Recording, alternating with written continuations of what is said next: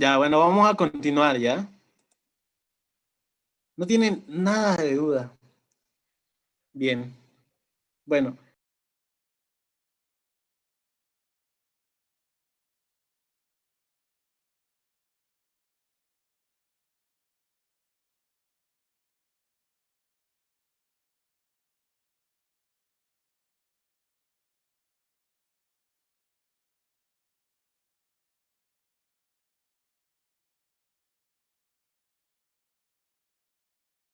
¿ya? Me están pidiendo en este problema calcular el pH, calcular el pOH, calcular los iones hidrógeno, la concentración de iones hidrógeno, la concentración de iones oxidrilo y el grado de ionización, expresado en porcentaje, para una solución de amoníaco acuoso 0,2 molar, ¿ya? Sabiendo que la constante de basicidad es de 1,8 por 10 a la menos 5. Bueno, para empezar, el amoníaco acuoso, ya sabemos que el amoníaco es un gas, ¿no? El NH3 en estado, en condiciones normales como la que vimos nosotros, es un gas, ¿ya? Pero como dice acuoso, significa que es una solución de amoníaco, que técnicamente es hidróxido de amonio, ¿ya? Eso, amoníaco acuoso o amoníaco concentrado es el hidróxido de amonio, ¿ya? Porque ahorita estamos viendo una solución en fase acuosa, en fase líquida. Bueno, primeramente hacemos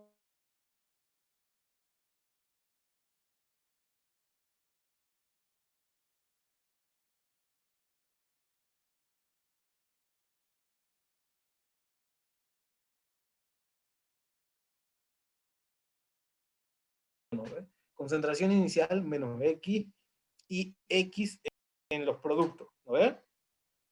Bueno, ya tengo ya las concentraciones en el tiempo bastante largo, que es el tiempo de equilibrio, y lo reemplazo en la ley de acción de masa, como ven aquí.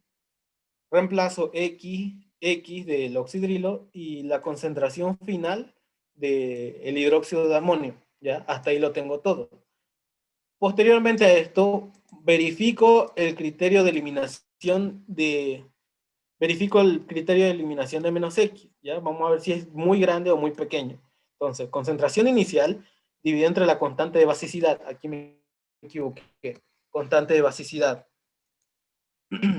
Constante de basicidad.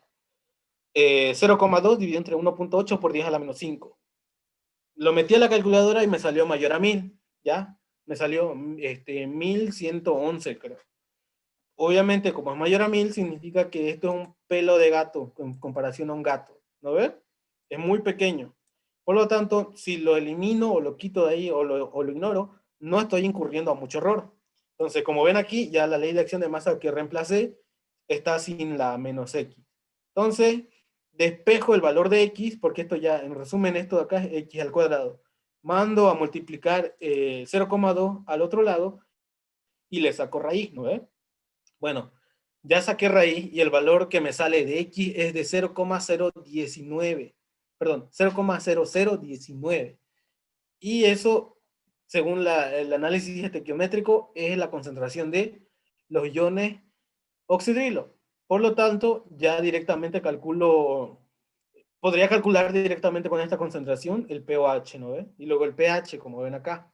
Directamente calculé el pOH. Aquí me salió 2 el pH, aquí me equivoqué. Aquí es pH. 14 menos 2,72 y el pH es de 11,28. Ya es bastante básico. Bueno, pero me piden también calcular la concentración de iones hidrógeno para una base. Ya para una base medio raro escuchar eso, ¿no ves? Pero existe un equilibrio entre concentración de iones oxidrilo y concentración de iones hidrógeno en cualquier sustancia, en cualquier solución acuosa. ¿Ya? La constante de autoionización del agua va a ser igual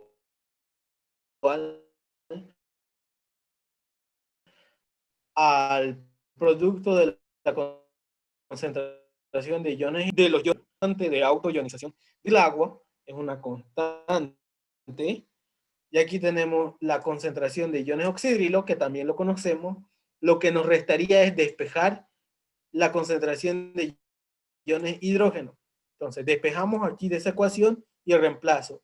Por si acaso, a 25 grados centígrados de temperatura, este valor es el valor de la constante de autoionización del agua, ¿ya? 10 a la menos 14, o como quieran, 1 por 10 a la menos 14, esa es la constante de autoionización del agua, a 25 grados centígrados. Aquí coloco el valor de la concentración de oxidrilo que había sacado, y me sale muy baja la concentración de iones de hidrógeno, que es de 5.26 por 10 a la menos 12 molar. Eso.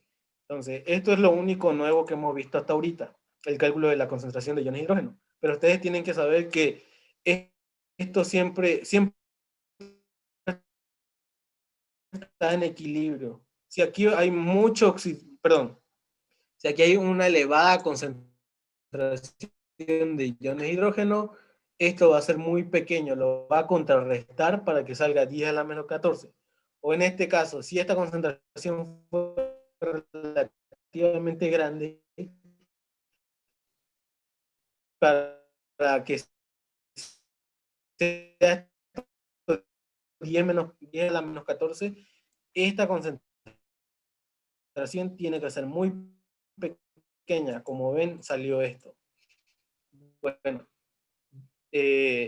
posteriormente, ya lo último, la de dividido entre la concentración por 100, 0,619 dividido entre 0,2 por 100. Entonces, el porcentaje del 1%, 0,95%. Entonces, como ven, es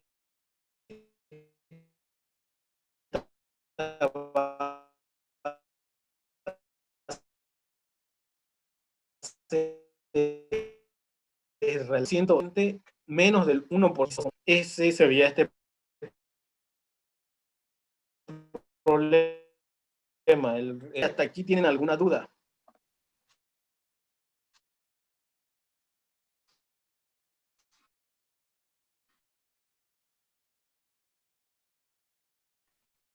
O con... Está todo claro. No, no lo creo, no mentira. Ya, bueno, gracias. De todas formas,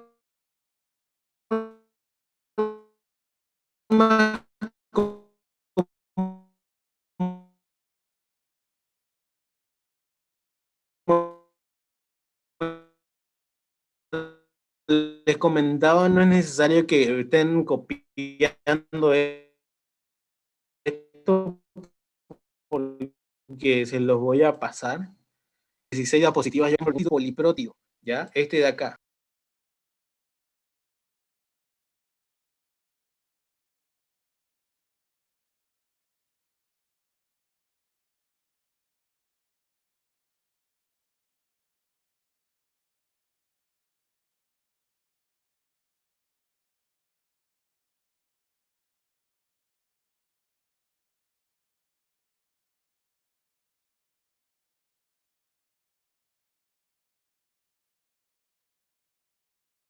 ¿Alguien sabe la respuesta? No. Creo ¿No que sabe la porque uno es respuesta? sólido y otro es gas. Uno es sólido, Y otro era Creo gas. que es líquido y el otro uno es es gas. líquido y el otro es Ajá, gas. creo. Es eso.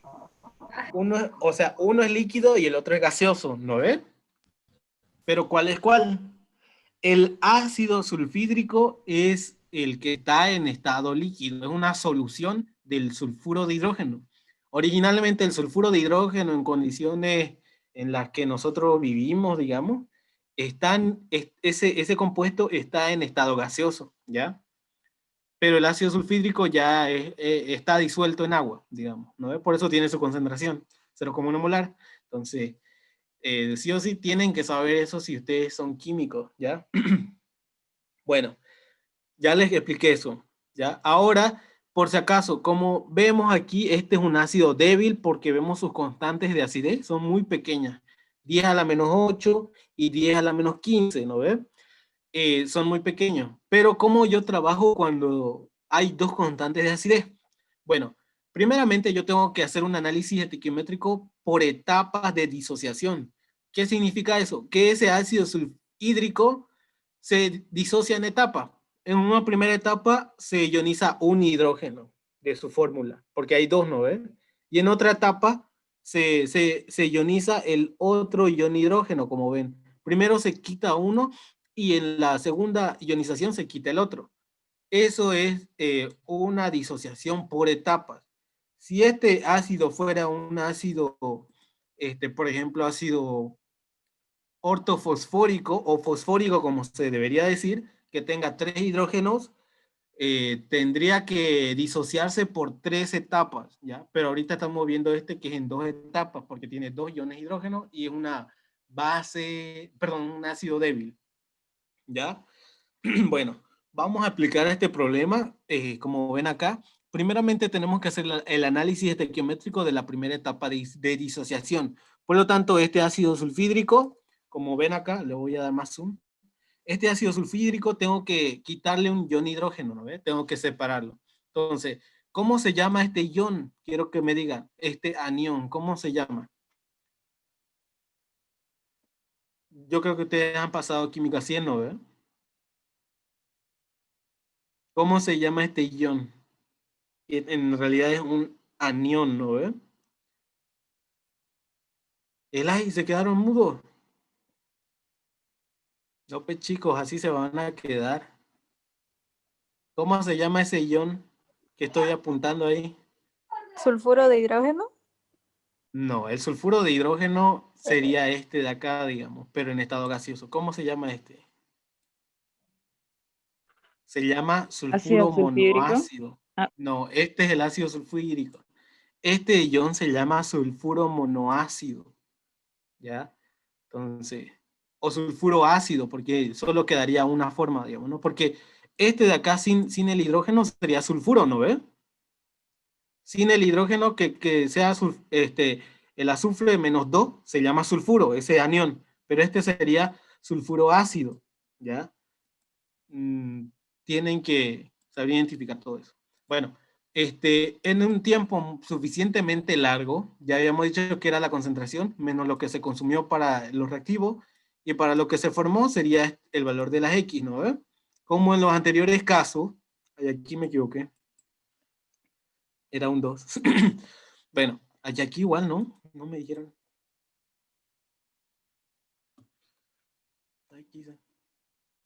Ya. Como ven, aquí yo reemplazo los valores de las concentraciones en el equilibrio, X y X para los productos, y 0,1 menos X para los reactivos. Luego, completo el tema si yo quiero eliminar esta menos X, verifico el criterio de eliminación en menos X, como ven, sale mayor a 1000, porque este es muy pequeño, al subir arriba se hace muy grande, y se elimina la menos X, es muy pequeño en comparación a la concentración inicial. Por lo tanto, como ven aquí, esta es la ley de acción de masa, reemplazando la constante de acidez 1 y eliminando menos X de acá, ¿no ves? Que había ahí. Entonces, despejo el valor de X, porque esto es X al cuadrado, ¿no ven? Sale raíz, y sale que la concentración de iones hidrógeno en la primera etapa de ionización es de 9.5 por 10 a la menos 5. Por eso es que aquí le puse concentraciones de hidrógeno 1, porque es de la primera etapa. ¿Ya? Bueno, ahora me voy a pasar al análisis estequiométrico de la segunda etapa. ¿Ya? Esto es lo que viene. Primero se disocia un hidrógeno y luego el que quedaba. Entonces, como reactivo de partida está el sulfuro ácido. ¿Ya? El sulfuro ácido que quedó acá. Este sulfuro ácido todavía tiene un hidrógeno, entonces este es el que se va a ionizar en la segunda etapa. ¿Ya? Se descompone en iones sulfuro, esto ya es un ion sulfuro y un ion hidrógeno, ¿no ves? Entonces, en un tiempo, ya aquí hice el análisis estequiométrico más a detalle para que vean. Como saben, cuánto había inicialmente después de la primera etapa de sulfuro ácido, la concentración del sulfuro ácido es X, pues, ¿no? ¿Ve? Porque miren, el valor de X nos salió a nosotros 9.5 por 10 a la menos 5. Pero, ¿qué es X en mi análisis estequiométrico? X es igual a la concentración de iones hidrógeno y X también es igual a la concentración de iones sulfuro ácido. ¿No ve? Eso me dice mi análisis estequiométrico. Por lo tanto, yo ya conozco inicialmente cuánto había en la segunda etapa de sulfuro ácido y cuánto de iones hidrógeno. ¿Ya? En un tiempo suficientemente largo, igual se va a consumir el sulfuro ácido y se va a producir sulfuro y más iones hidrógeno, pero de la segunda etapa. Esta X de acá es el valor de los iones hidrógeno, pero en la segunda etapa, ya en esta parte. Entonces, en un tiempo suficientemente largo queda la sumatoria, ¿no ve? Entonces, aquí ya es menos y aquí es más. Entonces, reemplazo todo eso en la ley de acción de masa, pero de la segunda etapa. Por eso pongo constante de acidez 2, porque ahora voy a trabajar con la segunda constante. Como producto aquí iré al sulfuro y aquí va los iones hidrógeno de la segunda etapa. Aquí quedaría la concentración de sulfuro ácido de la segunda etapa. ¿Lo ven? Entonces, como vemos, aquí también se aplica el criterio de eliminación de menos X y más X, porque como ven, esto puede ser muy pequeño. La menos X puede ser muy pequeño, pero voy a aplicar ese criterio para el que está en el numerador y el denominador. ¿Por qué? Porque ya les había dicho, si este valor de X es muy pequeño en comparación a 9.5 por 10 a la menos 5 de acá, entonces es como quitarle un pelo al gato, ¿no? O técnicamente es como quitarle un pelo en el denominador o ponerle un pelo a un gato, que es en el numerador. En el denominador sería quitarle un pelo a un gato y en el numerador sería ponerle un pelo al gato. Si es que es mayor a 1000, sería eso, ¿no? ¿Ve? Entonces verifico. 9.5 por 10 a la menos 5 dividido entre la constante de acidez 2, que era 1.2 por 10 a la menos 15. Sale mayor a 1000.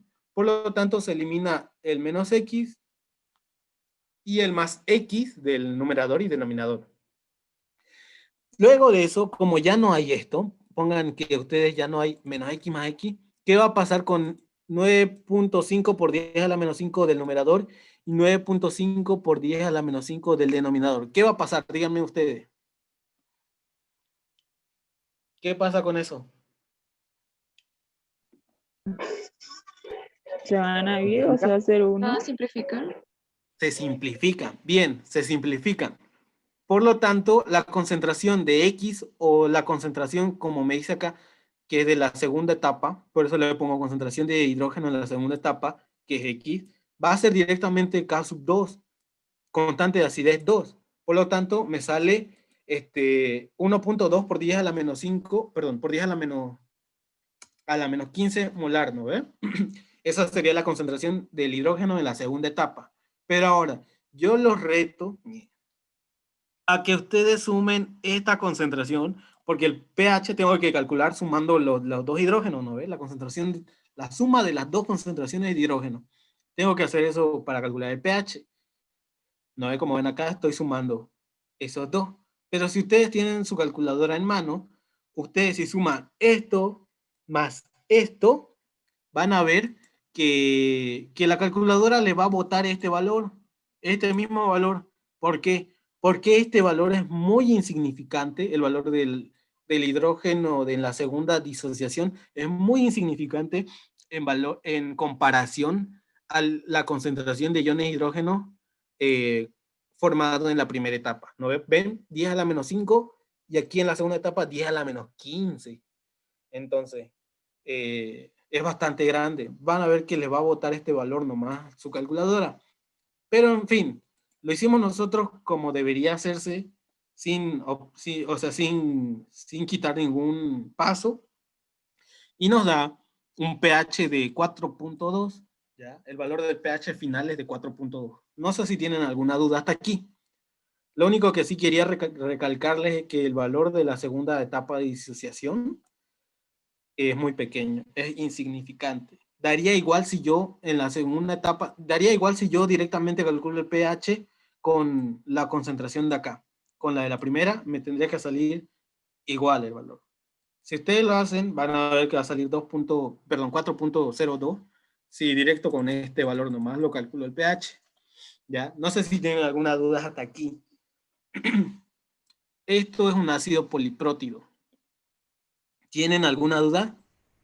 En la parte donde dice reemplazando en LAM, ¿por qué se Ya. simplifica si no son iguales? Es decir, en el uno está -5 más X, en el otro -5 menos X. Porque aquí verificamos el criterio de eliminación de menos X más X del numerador y de menos X del denominador, ¿ya?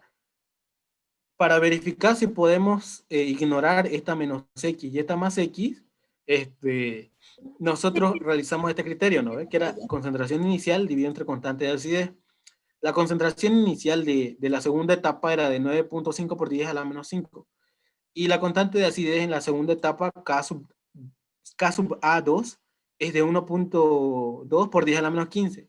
Nos salió mayor a 1000, significa que el valor de más X y de menos X es muy insignificante. Entonces, ¿qué hicimos acá? Directamente pusimos esto, lo borramos, pongan ustedes que lo borramos ahí y vean, quedaría así, ¿no ven? Ahora, ¿qué pueden hacer ustedes?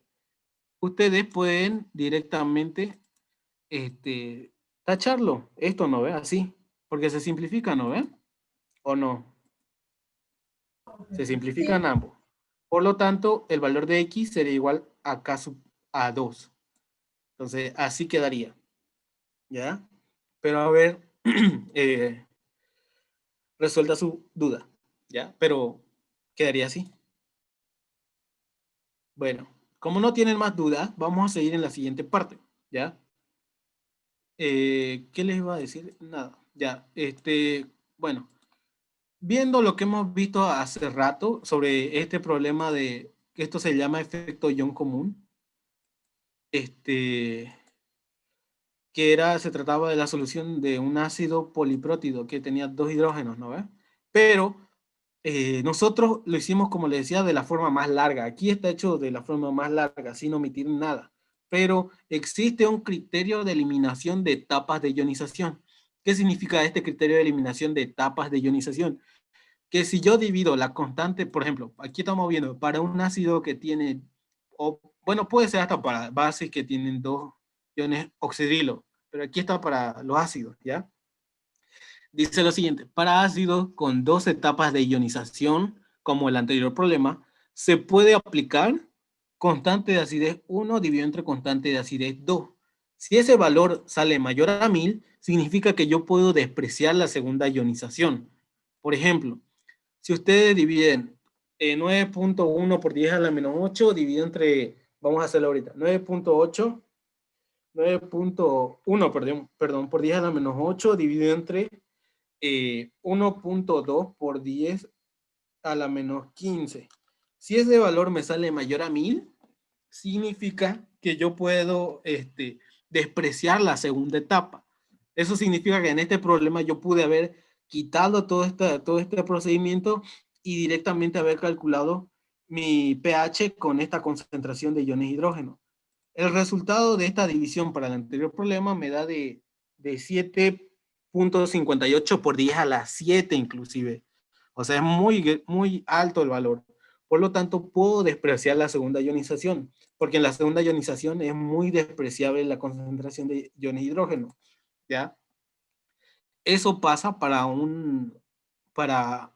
el cálculo del pH para un ácido diprotagónico. Pero si es triprotagónico, perdón, si es de 3 etapas, primeramente tengo que tratar de despreciar la segunda ionización, y para despreciar la tercera ionización o la tercera etapa de ionización, tengo que multiplicar K1 por K2 dividido entre K3. Si me sale mayor a 1000, puedo despreciar la tercera etapa. Por lo tanto, si desprecio la segunda etapa y la tercera etapa, ¿cómo voy a calcular el pH? El pH yo tengo que calcularlo con la concentración de iones de hidrógeno de la primera etapa, ¿ya? La primera etapa no se puede despreciar, porque ¿con qué, digamos? O sea, o sea, la primera etapa no se puede despreciar, pero la segunda puede ser que sí, depende de las constantes. Y la tercera también depende de las constantes, ¿ya? Esto es como un atajo para evitar tantos problemas. No sé si tienen alguna duda. ¿Tienen alguna duda? ¿O consulta aquí? Chicos. Entonces, cuando tenemos este tipo de ionización, sea de segunda o tercera etapa, lo primero que tenemos que hacer son estas fórmulas que nos estás enseñando para ver si es necesario cada etapa para encontrar Claro. el Si pH. vale la pena cada etapa. Ajá. Exacto. Sí vale la pena, digamos, ¿no? Porque puede ser que en la segunda etapa también se obtenga bastante iones de hidrógeno, entonces, ¿cómo lo vamos a saber? Realizando este criterio de eliminación de etapas de ionización, ¿ya? Eso sería. Bueno, esto es en cuanto al cálculo de ácidos y bases, fuertes o débiles, ¿ya? Ya hemos hecho como unos 4 problemas hasta aquí. Entonces, aquí vamos a ver lo siguiente.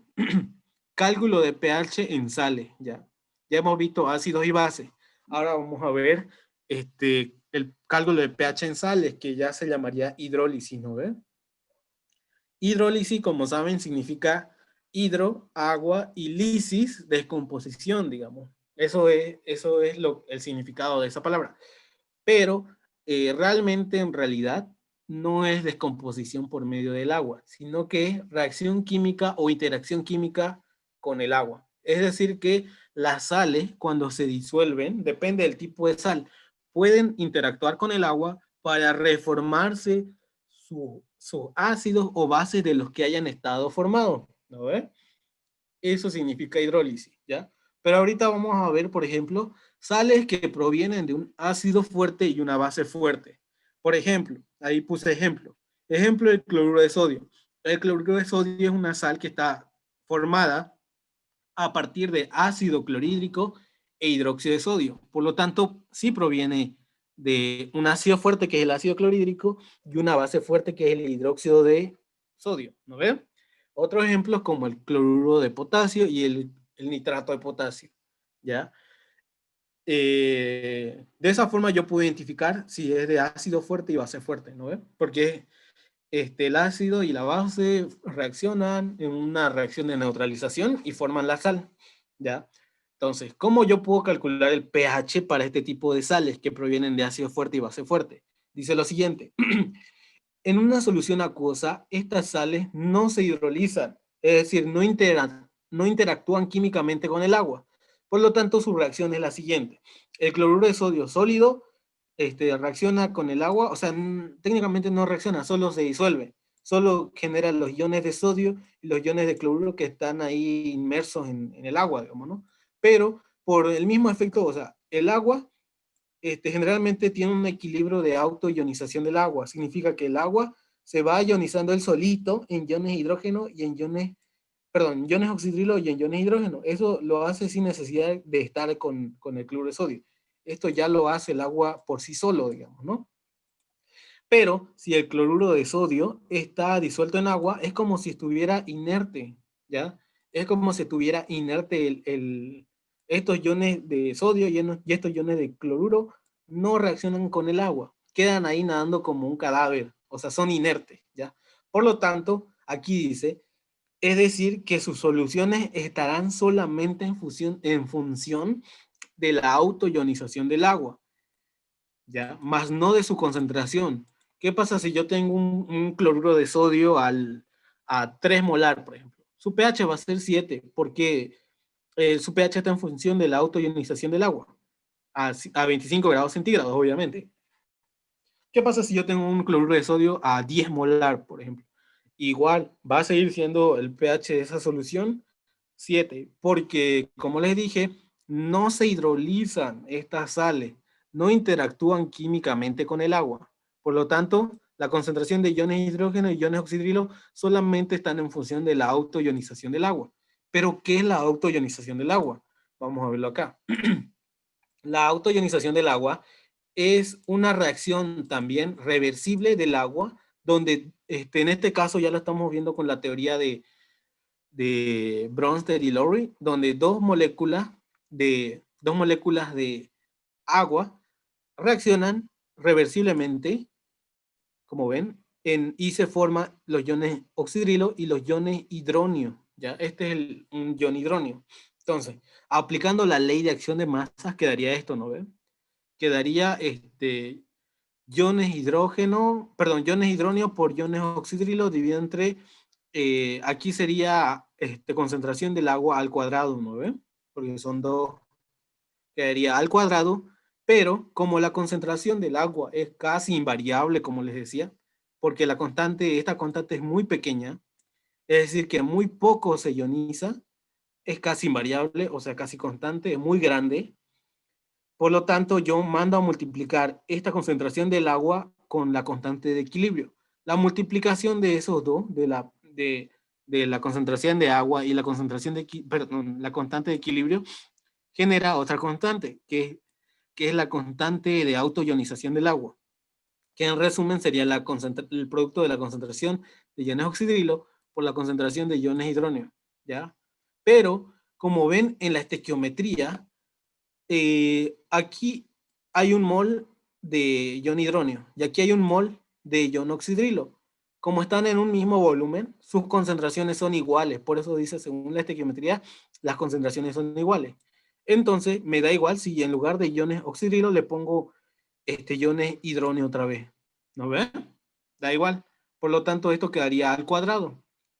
Entonces, ya sabemos que la constante de autoionización del agua es 10 a la menos 14 a 25 grados centígrados.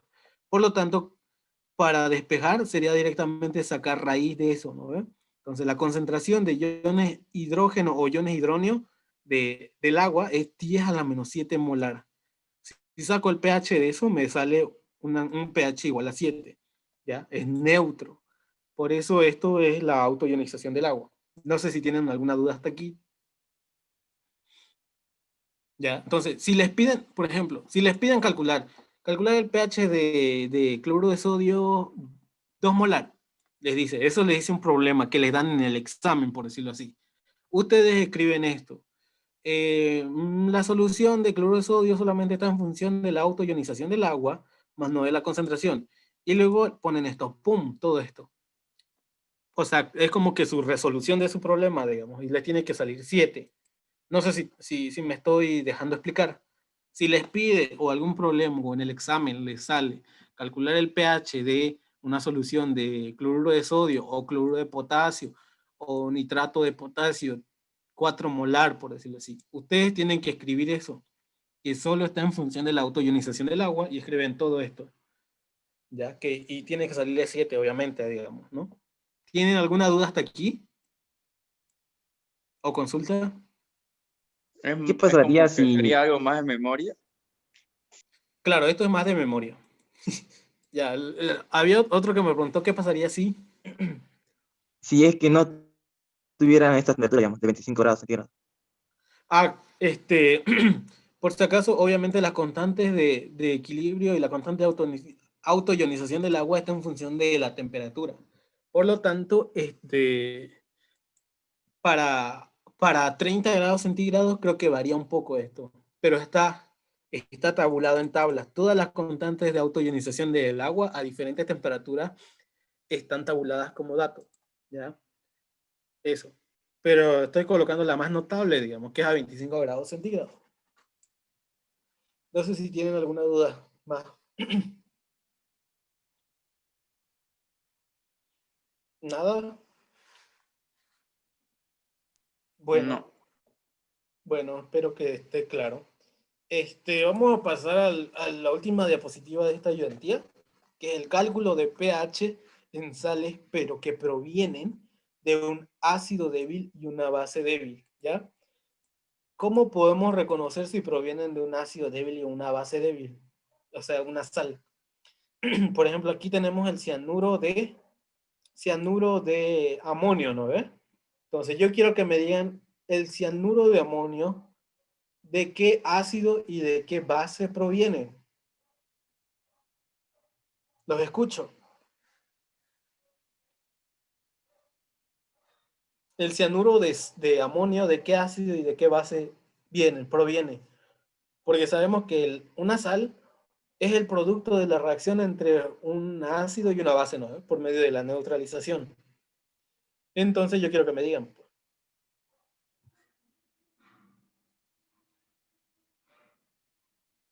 Nada. Bueno, Hidróxido de amonio, exacto, de la base hidróxido de amonio, pero ¿de qué ácido más? ácido cianhídrico, Ácido cianhídrico. Bien, el ácido cianhídrico ya habíamos visto en un problema anterior, es un ácido débil. También el hidróxido de amonio ya hemos visto que también en otro problema anterior, que era una base débil. Entonces, este sí cumple con esta parte. Proviene de un ácido débil y una base débil. Por ejemplo, este de acá, esta sal se llama formiato de amonio, ¿ya? Proviene esta sal del ácido fórmico y el hidróxido de amonio. Esto de acá, esta sal de acá, proviene de la metilamina, por esta parte, y del ácido acético, ¿ya? Entonces también son componentes o son ácidos y bases débiles, ¿ya? ¿Cómo yo calculo el pH cuando me encuentro con una sal que proviene de un ácido débil y una base débil? Obviamente en el problema me va a dar calcular el pH de cianuro de potasio, perdón, el cianuro de amonio, por ejemplo, ¿no ve? Su constante de acidez es tal y su constante de basicidad es tal, me lo va a dar. Si me dan la constante de acidez y la constante de basicidad, obviamente es porque proviene de un ácido débil y una base débil, ¿no? Entonces, el procedimiento es el siguiente. En una disolución acuosa de estas sales, estas sales sí se hidrolizan en presencia de agua. Y el cálculo para la concentración de iones hidrógeno o iones oxidrilo se puede realizar utilizando estas ecuaciones de acá. Concentración de iones hidrógeno va a ser igual a la raíz cuadrada de K sub A por KW dividido entre K sub B. Y la concentración de iones oxidrilo va a ser igual a la raíz cuadrada de K sub B por la constante de autoionización del agua dividido entre la K sub A. Es decir, que son similares.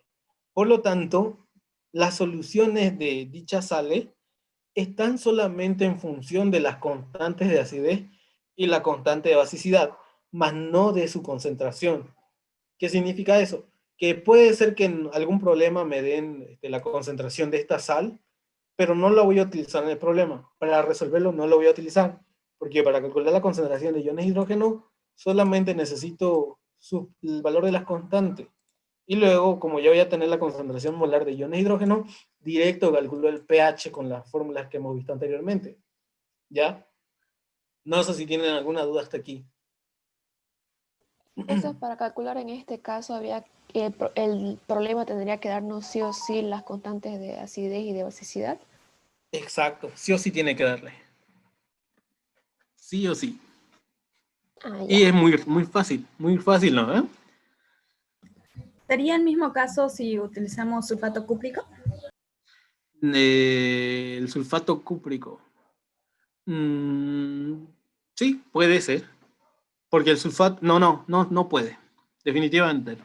Porque vean, el Wilmer, una sulfato, pregunta. Vamos a volver a entrar con el mismo enlace? Porque